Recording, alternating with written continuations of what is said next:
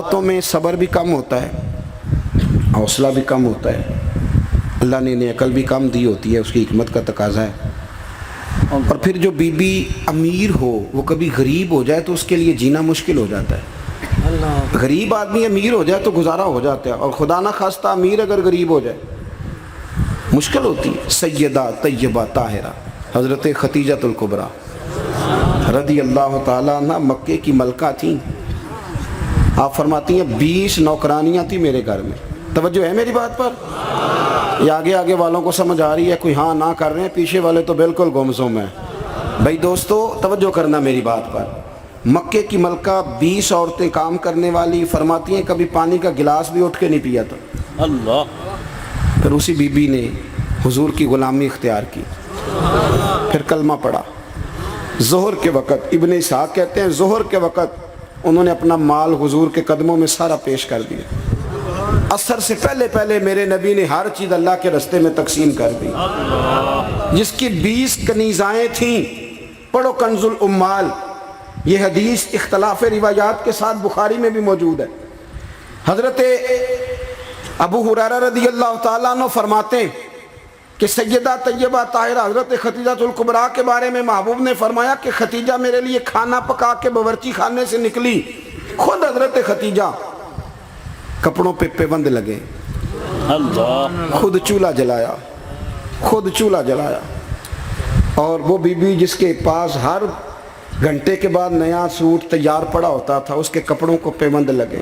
جیم جان دا کچھ وسا نہیں، جان یار نو دے تشاد ہو جا، اس سے دل دے ہیں فساد سارے، دل دل بر نو دے تے آزاد ہو جا، جو رکھے آباد تے رو وسدا، تے جدوں کرے برباد برباد ہو جا، جدوں کرے برباد ہاں پھر برباد بھی ہو۔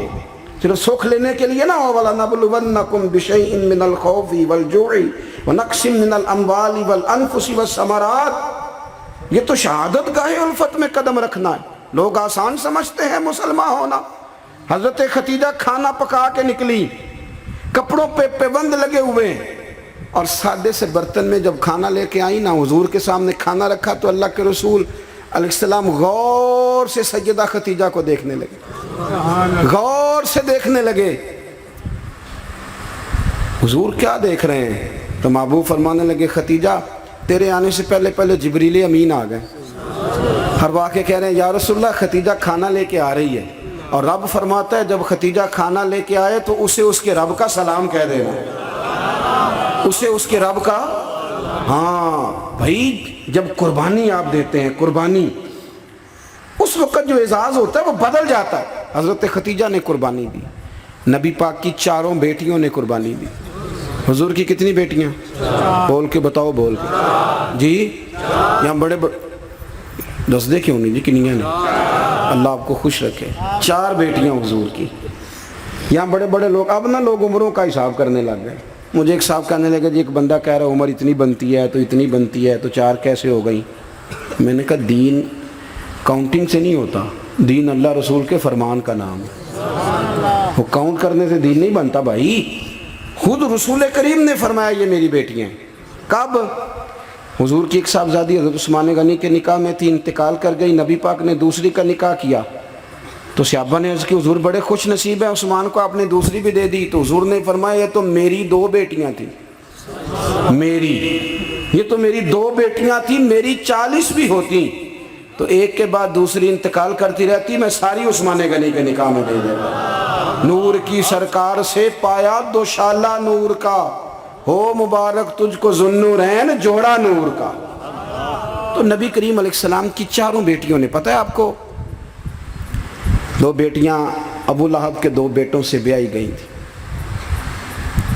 وہ جتنا لوگ بلیک میل کر سکتے ہیں نا، ایک تکلیف ہوتی ہے جسمانی، ایک نفسیاتی ہوتی ہے، کسی کو تنگ کرنا، اذیت دینا، بچوں کی طرف سے، ماں باپ کی طرف سے، وہ جو نفسیاتی تکلیف ہوتی ہے وہ آدمی کو بڑا کمزور کر دیتا ہے۔ ابو لہب نے پیغام بھیجا کہ یہاں آپ دین کی تبلیغ چھوڑ دیں ورنہ بیٹیوں کو طلاق دے دی جائے گی۔ یہ جو دکھ ہوتے ہیں نا نفسیاتی ذہنی، یہ کرب ہوتے ہیں، یہ سہانے روح بنتے ہیں۔ ابھی نکاح ہوا تھا، رخصتی نہیں ہوئی تھی، یہاں آپ تبلیغ چھوڑیں یا طلاق دے دی جائے گی، میرے حبیب کریم نے فرمایا جو تیرا دل میں آئے کر، لیکن میں پیغام دین لے کے آیا ہوں تو یہ پیغام میں دیتا ہی رہوں گا۔ ان شہزادیوں نے قربانی دی، اصرار کیا، انہوں نے قربانی دی، طلاقیں مل گئی۔ حضرت زینب حضور کی بڑی صاحبزادی، سب سے بڑی شہزادی نبی کریم کی، ان کی بیٹی کے بارے میں صحیح بخاری کی حدیث ہے، صحابہ کہتے ہیں وہ حضور کی سب سے بڑی نواسی تھی جناب زینب کی صاحبزادی۔ جب حضور نماز پڑھنے آیا کرتے تھے تو انہیں ساتھ لایا کرتے، اور حضرت ابو دردہ کہتے ہیں میں نے اپنی آنکھوں سے دیکھا کہ جب حضور قیام میں کھڑے ہوتے تو بیٹی کو دونوں ہاتھوں میں رکھ، میری طرف دیکھیے جی، بیٹی کو دونوں ہاتھوں میں رکھ لیتے، اور جب حضور رکوع اور سجدے میں جاتے تو بیٹی کو نیچے کھڑا کر لیتے۔ حضرت زینب، ان کے بچے بھی تھے پہلے، جناب عمر بن عاص کے ساتھ ان کا نکاح بھی ہوا تھا۔ میری باتوں کی سمجھ آ رہی ہے آپ حضرات کو؟ مجھے دوست کہہ رہے تھے ذرا تقریر لمبی کرنا، میں نے کہا لمبی تو میں کرتا ہی نہیں، خیر الکلام ما قل ودل۔ لمبی تقریر، اعلیٰ حضرت رحمۃ اللہ علیہ نے لکھا ہے کہ کسی بندے نے کسی کا وقت ضائع کیا تو اس نے بھی قیامت میں حساب دینا ہے۔ کوئی بات کھینچ کے کر لی جائے، کسی کو ذرا آگے لے جایا جائے، کسی کو پتہ ہے نا ہمارا نعت کا کہتا ہے میں آخری شعر پڑھن لگا تو میں کہنا ایکو باری پڑھی جی، ایک شعر 17 باری پڑھیے تو آخری نہیں ہوندا، میں 2 شعر پڑھنے میں کہ 2 باری پڑھی۔ اب ایک اور بیماری بھی لگی ہے، ایک جگہ میں حاضر تھا تو کہنے لگے حضرت صاحب میں تو آج ایک نواں کلام سنانا ہے۔ میں کہ تو مہربانی کر کے مینوں کو پرانا ہی سنائی، اے نویں باج سوارے بھی کرنے پیندے نے، پرانا سنا، کوئی پیر میر علی شاہ صاحب کا سنا، اعلیٰ حضرت بریلوی کا سنا، مولانا حسن رضا کی کوئی بات سنا، یہ کیا بات ہوئی؟ آمدام برسر مطلب جناب زینب گھوڑے پہ بیٹھی تھی، حبار بن اسود، حضرت زینب کے پیٹ میں بچہ تھا۔ ہمارے ہاں نا مکھی ماری جاتی ہے، حضور کے سارے خاندان نے قربانی دی ہے، سارے خاندان، توجہ رکھنا بات پر۔ جناب زینب کے جسم اطہر میں اولاد تھی، بچہ تھا۔